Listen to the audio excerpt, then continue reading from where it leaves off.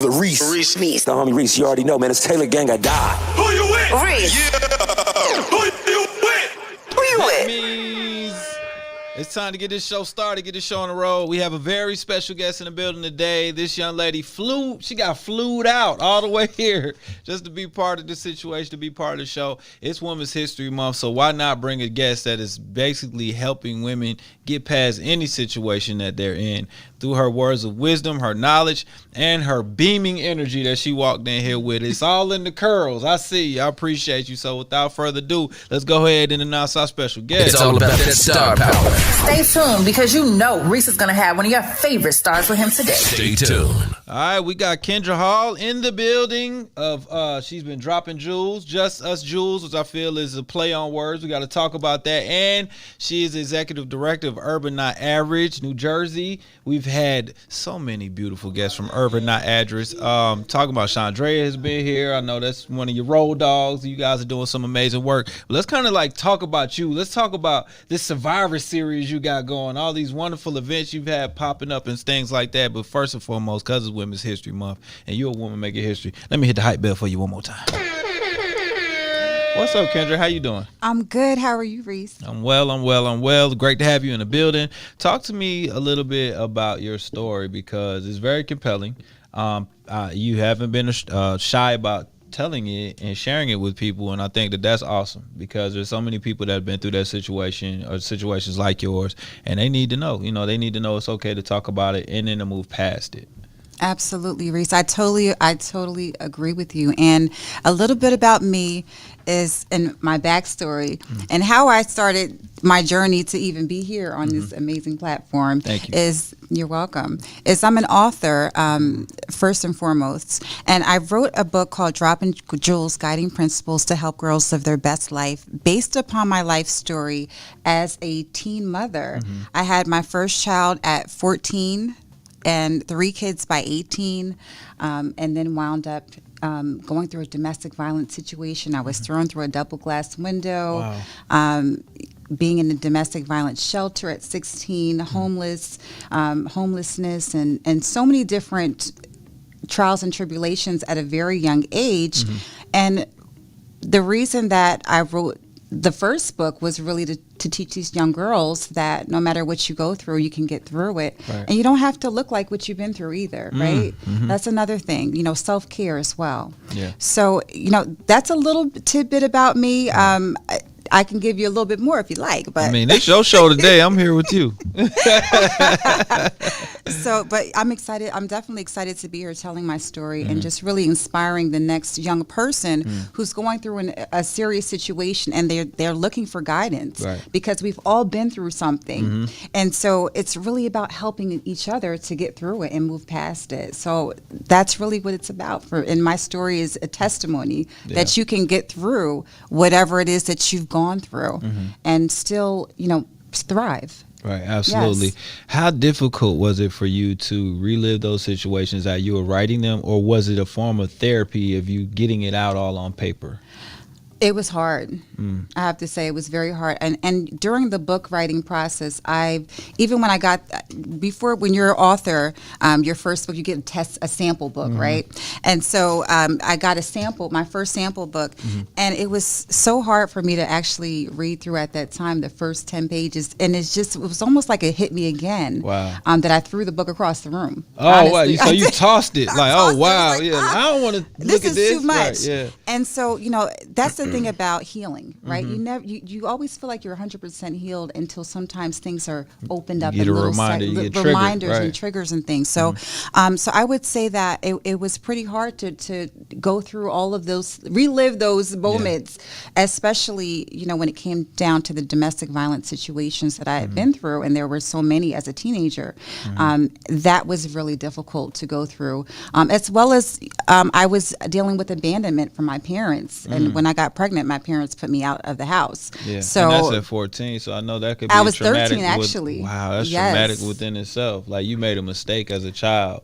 Right. Now you're being really handled like an adult. Handled like an adult. And that's actually what my father told me. He said that if I want to act like an adult, I'm an adult now. Wow. And so he was, and I have parents who are very stern. Mm-hmm. And so, and for them, giving a background about even my parents in essence, so my parents, I was a planned child. Mm-hmm. They did everything by the book. Right. They got their master's degrees.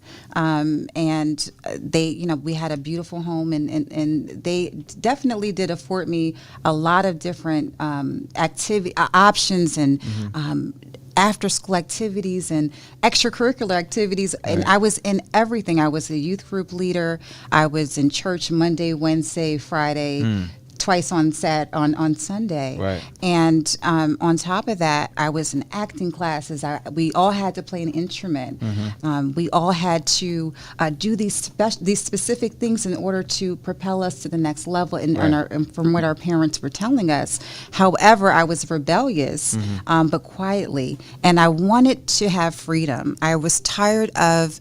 I was so tired of just being told what to do, and I felt like I was in a robotic situation. I wasn't really living. I was just kind of going through the motions, and as a child, it's imperative that you learn that discipline, right?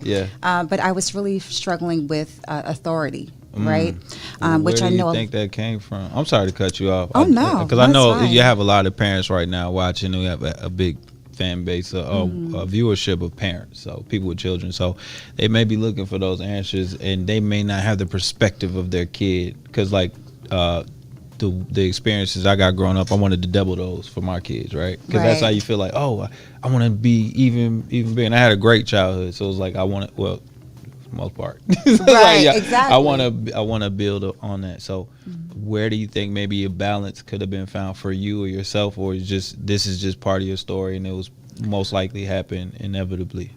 I definitely feel like the aspect of freedom is key here, because even as a child, you want to feel like you have this freedom, whether it's through the vessel of independence, through the vessel of some type of something that's going to make you feel as though you're living and not just moving through the courses of life, and you can actually see yourself. And I think that a lot of times children are struggling to find themselves, and they need an open door. They need a window to be able to form their own opinions, to be able to be themselves. And I think that when a lot of parents close their child in and inundate them with back-to-back activities and as well as kind of quelling and crushing their voice at times because they were not meant to speak out, because they were meant to stay in a child's place. And we've heard that before.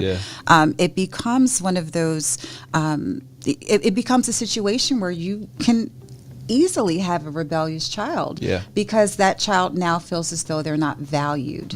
And I definitely didn't. I felt as though I wasn't valued. I was loved, but I did not feel I didn't feel the love. I didn't feel the value, because I felt like I had to perform at this high level or I was not going to be loved. I mean, and even it's a contingency. So yes. It's like, okay, based on my performance, that's where I will be earning my love. It's not just there. So I can't have a moment to have a break or be a quote unquote be a kid. Exactly. Okay. And that's exactly how I felt. And I think that being a child out there, and I think as a child, and you really want to please your parents. A lot of kids definitely do.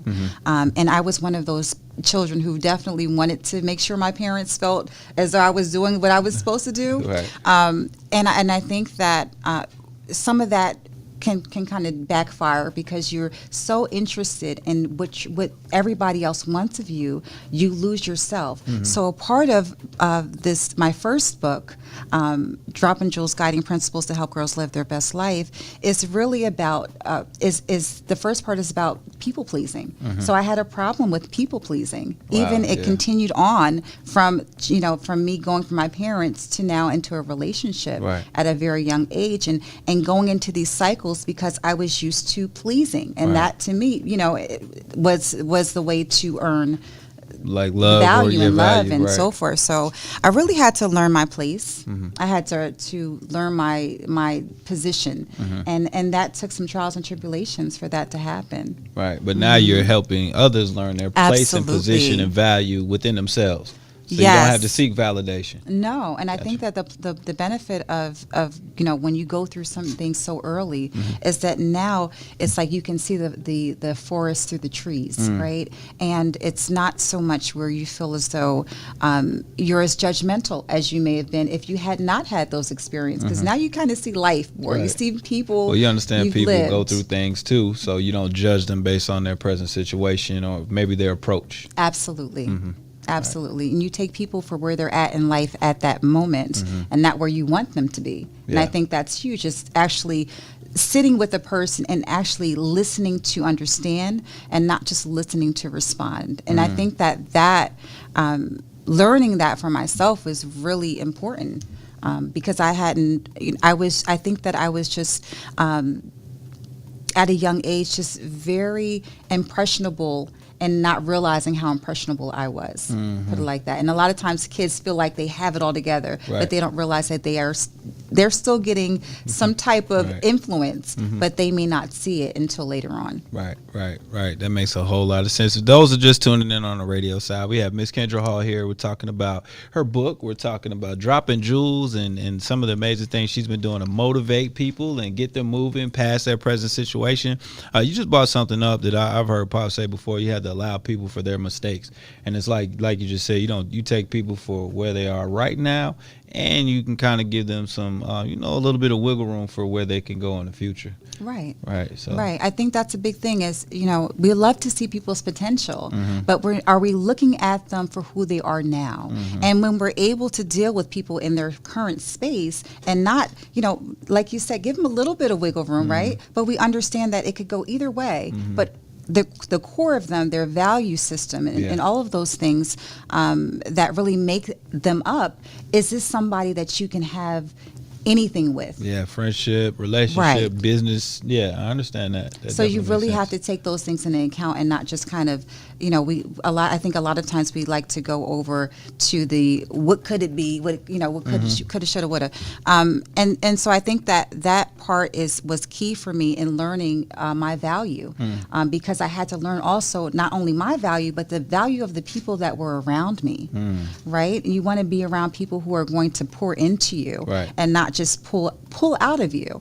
And so it was really important to me to pour into these young women that I was mentoring and speaking to, and even just the young men as well, because it takes two to become parents, right? Right, absolutely. So it was. I like yeah. that approach, because we males need it too. Sometimes we obviously need a male perspective or a mature perspective from another male, but we also should see it from a female's perspective too, of what could be the outcome, and Right. a different layer as well. So Yeah, I appreciate that. It's huge. Thanks for not leaving us out. Appreciate that. Definitely. And I think that's the key is that everybody's stronger together. Yeah. Right? Yeah, And it's so- made for that. Yes, we're literally made to be in literally. pairs or couples, and yeah. I was just about to say that. So I love that you said that. And that's going down to the root of it all, is that we understand, part of this, in terms of just speaking to the young people, is I speak about dating early. And I think that's a big thing, right? We always, I think a lot of young people, they're so interested in dating so early, and they like, and it's very natural. Yeah. It's a natural approach. But when you take it to the next level, to where you're having sex and you're not prepared for the consequences of sex, whatever they are, that's where there's the intervention that needs to come in essence, right? When those, even prior to those thoughts coming into place, but the intervention needs to come in to let these, in education, Yes. to let people know, and young people as well as their parents, and make them aware of the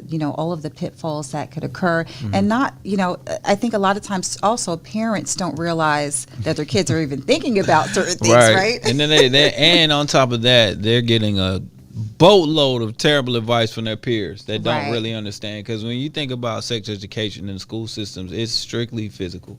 So you're not even talking about emotional ties. You're not talking about value systems or responsibilities. Once these things happen, you're just talking about, oh, you can catch this or maybe you get pregnant, but you're not talking about any of the other things that kind of tie into sex that a parent may know or should know. Right. You know? And they should educate their child about that. Mm-hmm. And I think one of the big things that you said was soul ties. Yeah. And that's huge. So tell us a little bit about that. I mean, you can become, I want to say, linked to a person through a sexual act, right? And it will be an emotional link. And you're wondering why now you're feeling like you owe this person something, or maybe you feel or empathize more with that person's situation more than you really should. You know, at certain times, and you may not even have a whole relationship with yourself. So if you don't understand your own value, now you've given a part of yourself to that person, male or female. It may not be the right thing. Like, you hear about women getting put in terrible positions by men, and you also hear about men being put in not so great positions by women too, and it's a two-way street. And I think it's because, like you said earlier, you're immature in a way when it comes to your relationship with yourself. So then when you have a relationship with somebody else and then you have sex with that person, that's actually an act to procreate. So even if it doesn't happen, you have practiced an act to be tied with this person for the rest of your life. Right. Thank you. That is so deep. And when you said that, sex is meant for procreation. Mm-hmm. I love that you said that, because it baffles me when a child comes out and it's how did this happen? Whoa. You dig? Listen, if I put milk and ice together, I'm trying to make ice cream. So I can't be surprised that ice cream happens. Like, if I plant a seed in the ground, I don't want to be surprised that it may sprout a root. You know? And that's what is supposed to happen. Right.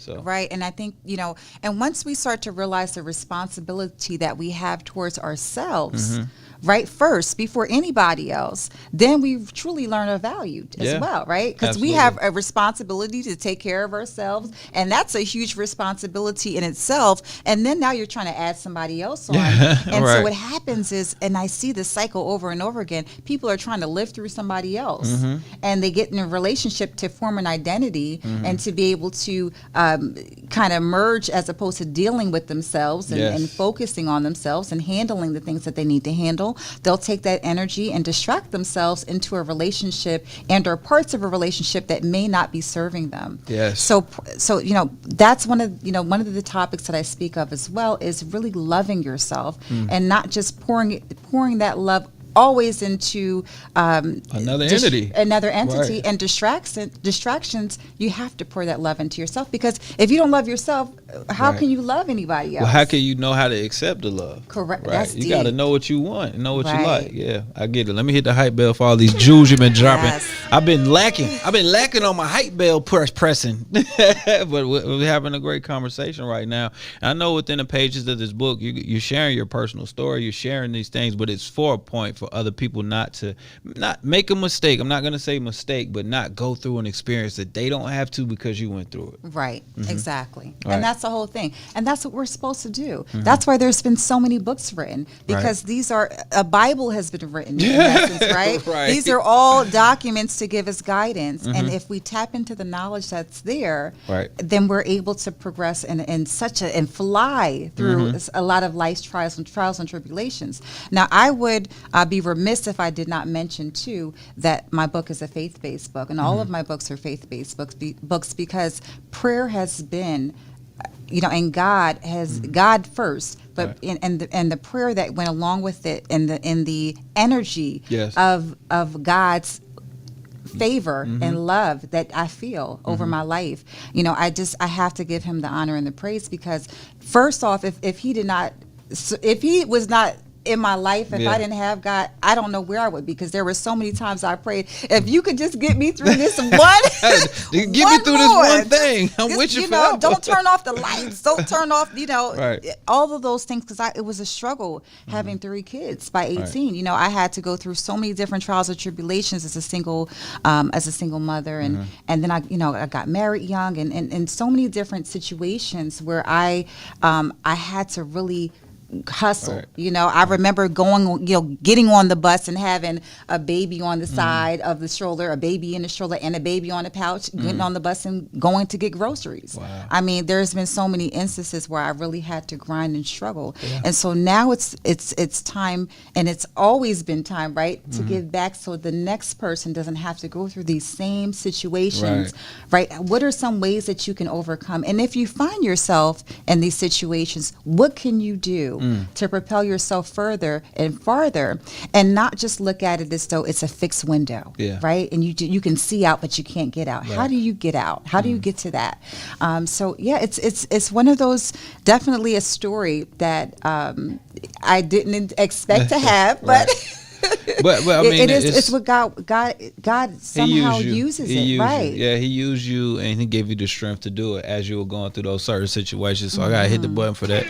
Thank God for that. And I can appreciate being faith-based. Depending on whatever you believe in, I just think that everyone should realize that there's something higher at work. Amen. Right? And that's helping you to get that information out to other people. You know what I mean? And it's like you said, people say it all the time, there's no Bible to parenting, there's no book to parenting, but there are some roadmaps, and some roadmaps to relationships and to personal relationships and to situations. So if you feel like, my young ladies and young men out there too, if you feel like you're in a situation where you may be stuck, or you may be uninspired, this is a person you could look at right here on my left, facing the camera to the right, that has been through some things, some real things, and has been able to get through it. And now look at you now, you wouldn't know. You keep saying young people, but you look 26. So you know what I'm saying? I'm like, okay, but you, like you said, you may not look where you come from, right, but where you're going is a place of prosperity and bringing people with you. So I appreciate you for that. Amen. Thank you so much. And being the executive director now of Tri-State Urban Not Average has been huge, because now I'm able to give back on a greater level, on a greater scale, and bring so many programs to the community. We have Each One Reach One. Whereas we're going into the schools and speaking about teen pregnancy prevention, as well as building homes. Right, that's another thing in terms of just providing housing and providing a place for these pregnant mothers to stay, as well as also ensuring that the father has a place to be able to come in and see the children and speak and get You're this empowering counseling. from all levels. Yes, and it's important to do so. Yeah, so I'm excited about this journey. Definitely. It's great to see you with that, because when you walk into the school now, I have a story that can directly relate to some of these kids. Now, hopefully they're not in that position. Maybe they were heading in that position and you're able to stop it. If they're already there, you're able to provide resources, which they need. So we appreciate all of that. So I'm really glad and good to see you on Urban Not Average, Tri-State. And then shout out to your partner, Chandrea. She was, doing her thing out of LA. She came down here. We chopped it up about the wonderful things that are going on.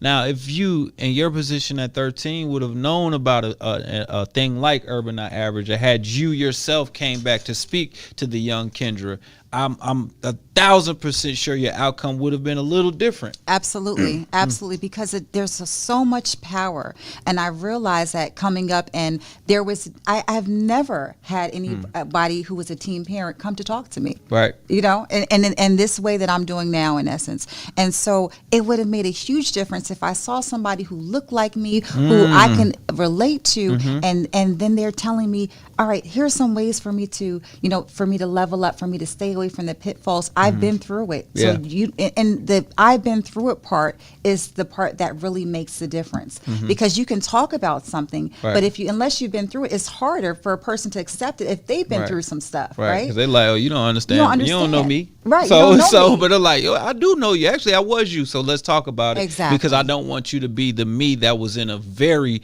not good position. Right. I want you to be the me that's in a prosperous position. Exactly. Right. Exactly. So, it's beautiful to be able to come in to bring that awareness, to bring that love to the kids, for them to know that, there's so much more to life, and you don't have to make decisions that are going to be to your detriment. If you have a way to pivot around these things, do that. That's you it. know? That's it. Love the pivoting. Love the pivoting. That gets you in a better position faster.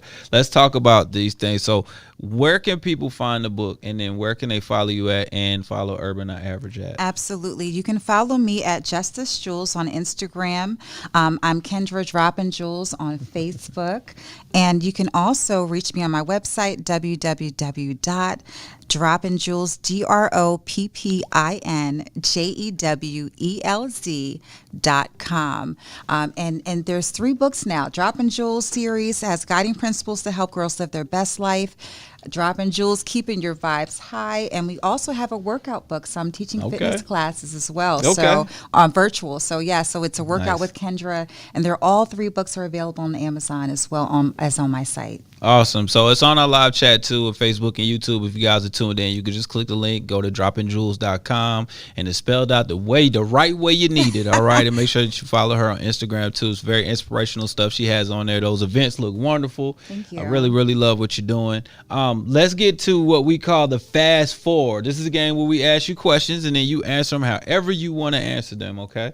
It doesn't have to be one word. It could be a sentence. It could be however you want to do it. So you ready to play? I'm ready. All right, cool. So the first question is Women's History Month, and based on your story, what is your definition if you had to talk to a young man that is into his first serious relationship? What would be your definition of respecting his woman?